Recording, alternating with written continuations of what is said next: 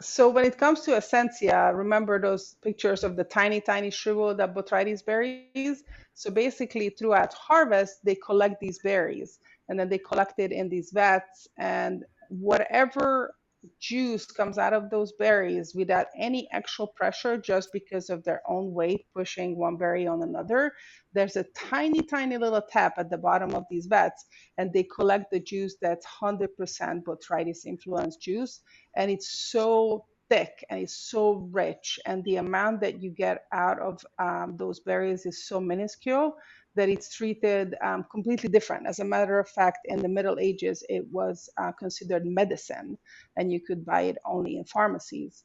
And even today, usually the serving size is very small. In many restaurants, you get a spoonful of this wine.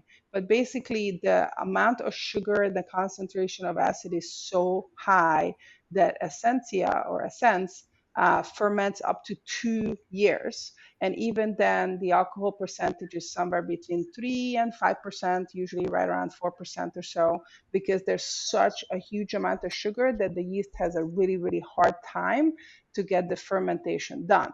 So, what you get essentially, in a way, it's almost not even wine.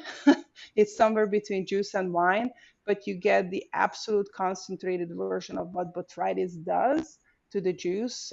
So you get the most intense character of the honey, the dried apricot, the ginger, the rye bread, all the spices, all the fruit concentration. It's something that's extremely rich, extremely overwhelming. Like even after tasting Aszús that already have a lot of concentration, a lot of amazing balance and good fruit, you taste Essencia and your mind is just like blown. Like I don't know if you guys seen Ratatouille, but there's that version of all these different things happening around the little mice's head, and the flavor compounds just create a fireworks in their brain, and that's essentially what Essencia does to you. You have almost a hard time to process or what you're experiencing because it's so concentrated and so amazing.